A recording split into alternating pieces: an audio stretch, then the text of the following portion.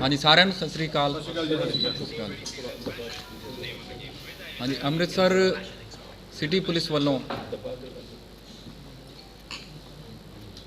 अलग-अलग टीमां बना के जिस तरीके नाल नशा तस्करी के विरुद्ध मुहिम चलाई गई है, इस विच खास तौर पर CIA दीयां टीमां ने जो अपनी कारगुजारी अज अर्ली मॉर्निंग दिखाई है, वो 1.5 किलो हैरोइन के नाल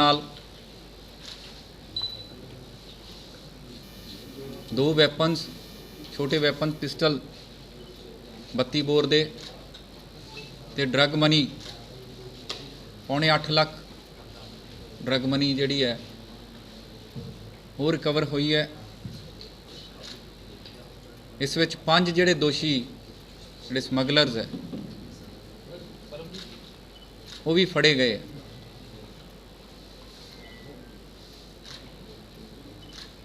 ये बरामदगी ते अरेस्ट इस करके भी इंपॉर्टेंट है क्योंकि इसका बैकवर्ड लिंकेज है जिहड़ा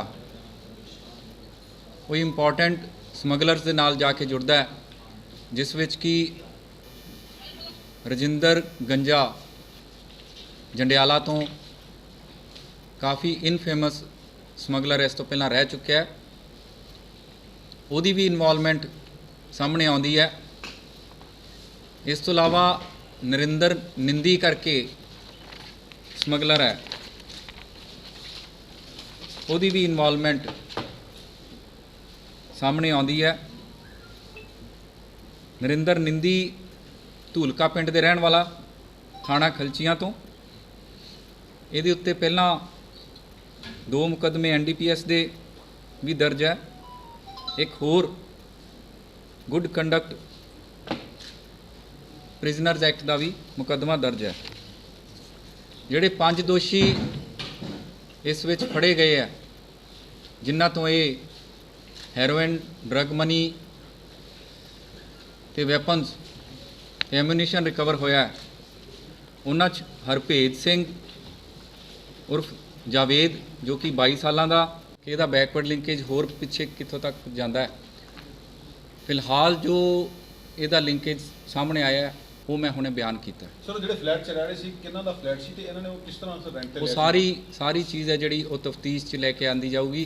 ये 17,000 रुपये पर मंथ तो इन्होंने रेंट ते लिया होया फ्लैट। सर जिन्हां दा फ्लैट सी वो जम्मू दे रहने वाले ने, उन्हां दा भी कोई नैटवर्क नाल है लिंक है ना? देखो सारी चीज़ जो है वो अगली तफ्तीश के विच सामने आऊगी।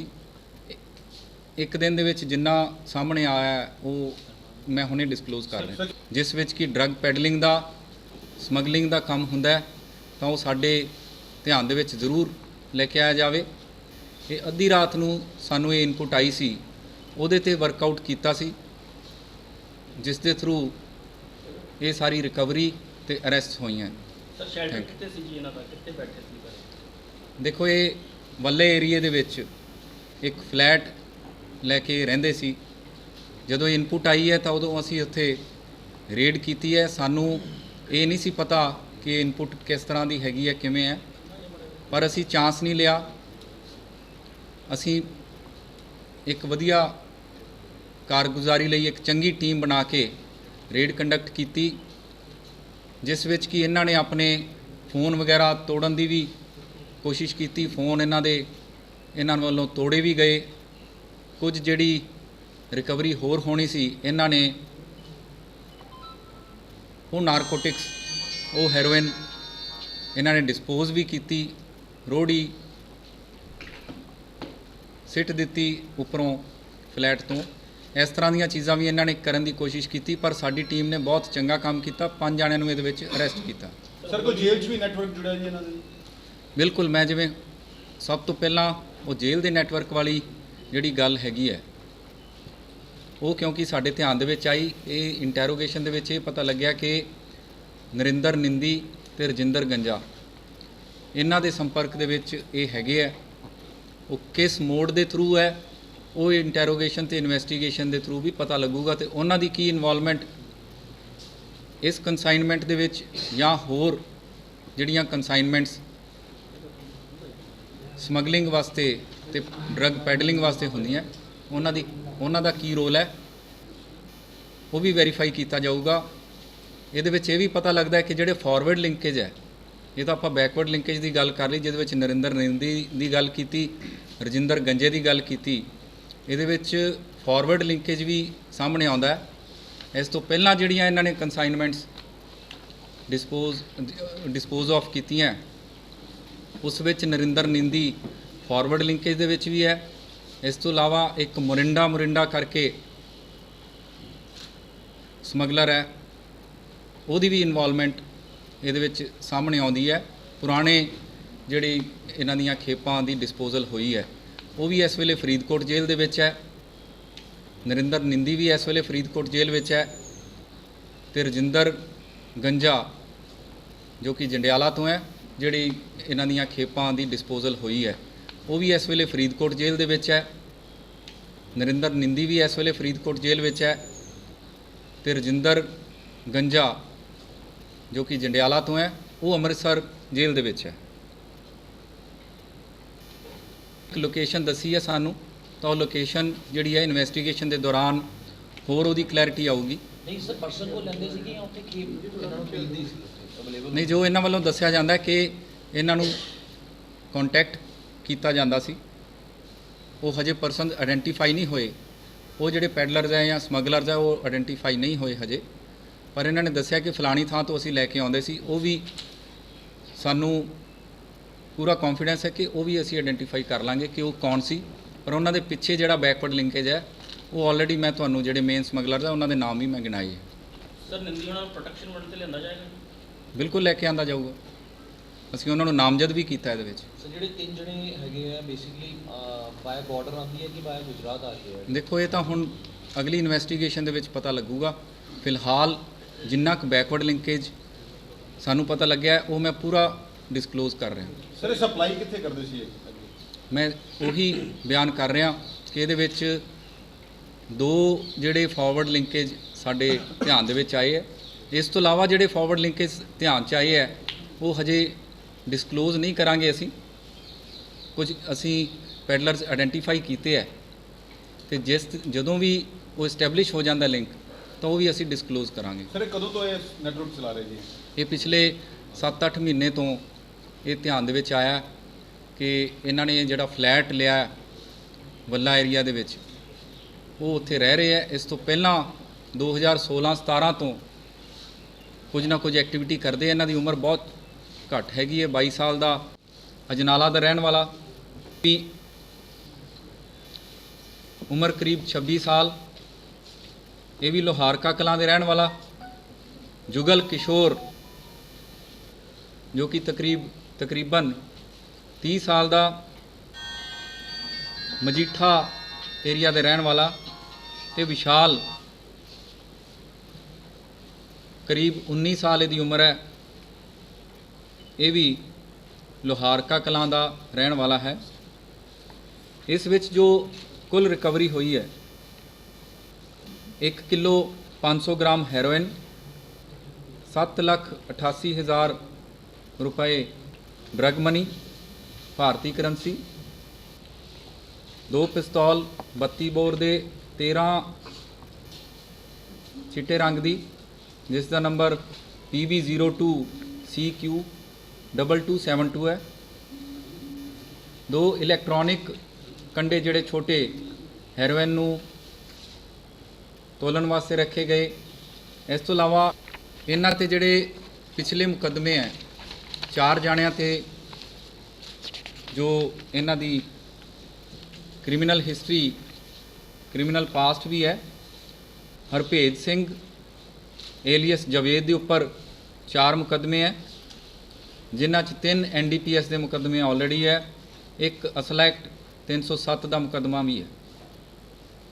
ਲਵਪ੍ਰੀਤ ਸਿੰਘ ਉਰਫ ਹੈਪੀ ਦੇ ਉੱਪਰ 8 ਮੁਕੱਦਮੇ ਨਜ਼ਰ 'ਚ ਆਏ ਹੈ, ਜਿਹਦੇ 'ਚ 302 IPC ਦਾ ਮੁਕੱਦਮਾ ਵੀ ਹੈ, ND ਦੇ ਮੁਕੱਦਮੇ ਵੀ ਹੈ, ਚੋਰੀ ਦੇ ਮੁਕੱਦਮੇ ਵੀ ਹੈ, ਆਰਮਜ਼ ਐਕਟ ਵਗੈਰਾ ਦੇ ਮੁਕੱਦਮੇ ਵੀ ਹੈਗੇ।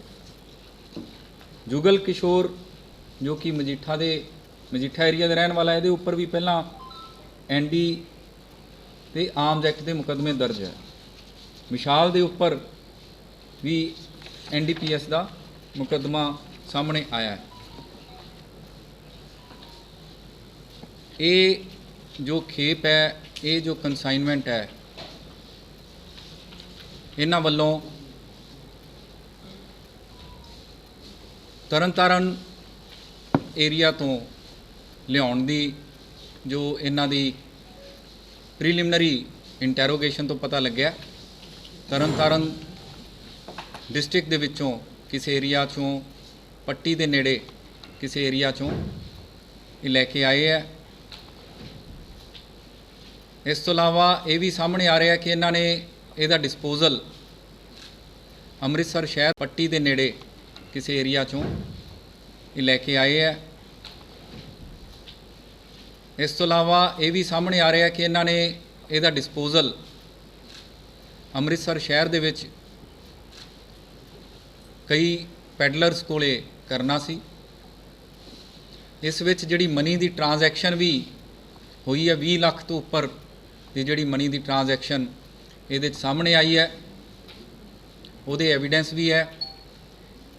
ਇਹਨਾਂ ਦੇ ਮੋਬਾਈਲ ਫੋਨਸ ਵੀ ਰਿਕਵਰ ਕੀਤੇ ਗਏ ਹੈ, ਜਿਨ੍ਹਾਂ ਵਿੱਚ ਕਾਫੀ ਕੁਝ ਐਵੀਡੈਂਸ ਇਹਨਾਂ ਦੇ ਖਿਲਾਫ ਜਾਂਦਾ ਹੈ।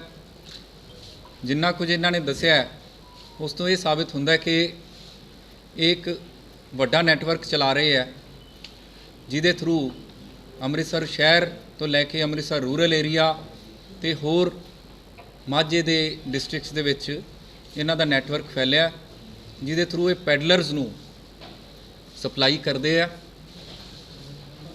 ਤੇ ਬਾਰਡਰ ਡਿਸਟ੍ਰਿਕਟਸ ਦੇ ਵਿੱਚੋਂ ਖਾਸ ਤੌਰ ਤੇ ਹੁਣ ਤੱਕ ਜੋ ਸਾਹਮਣੇ ਆਇਆ, ਤਰਨਤਾਰਨ ਏਰੀਆ ਤੋਂ ਇਹਨਾਂ ਨੂੰ ਸਪਲਾਈ ਹੁੰਦੀ ਹੈ। ਇਹ ਜਿਹੜੀ ਬ੍ਰੇਕ ਜਾਂ ਤੁਸੀਂ ਕਹੋ ਕਿ ਸਪਲਾਈ ਚੇਨ ਜਿਹੜੀ ਟੁੱਟੀ ਹੈ, ਇਸ ਨਾਲ ਮੈਂ ਸਮਝਦਾ ਕਿ ਕਾਫੀ ਹੱਦ ਤੱਕ ਜਿਹੜੀ ਡਰੱਗ ਪੈਡਲਿੰਗ ਦਾ ਜੋ ਲੱਕ ਹੈ ਉਹ ਟੁੱਟਦਾ। CIA ਦੇ ਸਟਾਫ ਨੇ DCP ਡੀ ਸਾਹਿਬ, ADCP ਡੀ ਸਾਹਿਬ, DSP ACP ਡੀ ਸਾਹਿਬ ਤੇ ਇੰਚਾਰਜ CIA, ਇਹਨਾਂ ਵੱਲੋਂ ਇਹ ਜਿਹੜੀ ਕਾਰਵਾਈ ਕੀਤੀ ਗਈ ਹੈ ਤੇ ਇਹਨਾਂ ਟੀਮਾਂ ਵੱਲੋਂ ਜੋ ਕਾਰਵਾਈ ਕੀਤੀ ਗਈ ਹੈ ਉਹ ਬੜੀ ਸ਼ਲਾਘਾਯੋਗ ਹੈ। ਇਹ ਜਿਹੜੀ ਇਨਫੋਰਮੇਸ਼ਨ ਹੈ ਇਹ ਪਬਲਿਕ ਤੋਂ ਆਈ ਹੋਈ ਸੀਕ੍ਰੇਟ ਇਨਫੋਰਮੇਸ਼ਨ ਹੈ ਤੇ ਮੈਨੂੰ ਇਸ ਗੱਲ ਦੀ ਖੁਸ਼ੀ ਹੈ ਕਿ ਪਬਲਿਕ ਨੇ ਇਹ ਸੀਕ੍ਰੇਟ ਇਨਫੋਰਮੇਸ਼ਨ ਸਾਡੇ ਜੋ ਨੰਬਰ ਅਸੀਂ ਲਾਂਚ ਕੀਤੇ ਹੈ ਉਹਨਾਂ ਤੇ ਦੇਣੀ ਸ਼ੁਰੂ ਕੀਤੀ ਹੈ। ਉਹਦੇ ਤੋਂ ਆਈ ਹੋਈ, ਉਹਦੇ ਤੋਂ ਉਪਜੀ ਹੋਈ ਇਹ ਇਨਪੁਟ ਹੈ।